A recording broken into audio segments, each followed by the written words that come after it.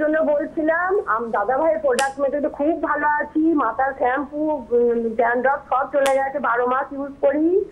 আর একটা সমস্যা হচ্ছে আমার মেয়ের হাতের তেতো আর পায়ের তেতো প্রচুর ঘাম হয় সব সময়, এমন ঘাম হচ্ছে কোনো জিনিস লিখতে পারে না, আর খেয়ে যায়, হাত পাখি খেয়ে যায় ঘামের জন্য।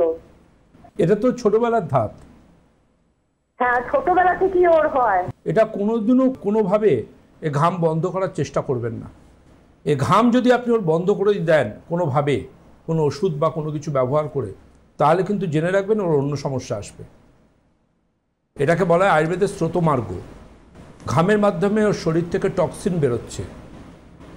আপনি যদি ঘামটাকে সোয়েট প্রুফ কিছু ইউজ করে বন্ধ করেন, যার মানে ওই টক্সিনটা বেরোতে না পেরে ওর শরীরের মধ্যে অন্য সমস্যা তৈরি হবে, বিষক্রিয়ার মতো সমস্যা, স্কিনের সমস্যা আসবে, বডির সমস্যা আসবে, অনেক সমস্যা আসবে। ঘামের খুব গুরুত্বপূর্ণ ভূমিকা রয়েছে।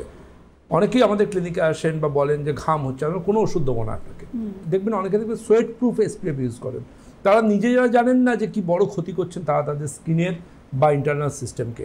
আপনি সোয়েট প্রুফ এসপিএফ ইউজ করেন যদি, বা সোয়েট প্রুফ কোনো কিছু ইউজ করেন যদি, আপনি কতটা ক্ষতি করছেন বলুন তো?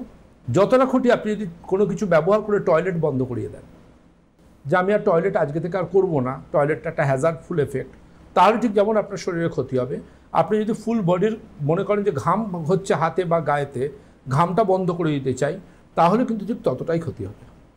সুতরাং অতিরিক্ত ঘাম যদি মনে করেন হচ্ছে এটা ওনার ধাত, এবং এই ধাত থেকে কখনো বের করবার চেষ্টা করবেন না, তাহলে কিন্তু অন্য সমস্যা হবে। কেমন? আমি স্বচ্ছন্দে বলতে পারতাম ক্লিনিকে অ্যাপয়েন্টমেন্ট নিতে, স্বচ্ছন্দে বলতে পারতাম 4টে প্রোডাক্টের নাম, কিন্তু আমার কাছে আপনারা আমার ঘরের মানুষ, প্রাণের মানুষ, সঠিক মেডিকেল অ্যাডভাইস দেওয়াটা আমার কর্তব্য এবং দায়িত্বের মধ্যে পড়ে। এই জন্যই আজকে পশ্চিমবঙ্গে আয়ুর্বেদ মানেই পরম্পরা আয়ুর্বেদ, এই কথাটা একেবারে সত্যি হয়ে দাঁড়িয়েছে।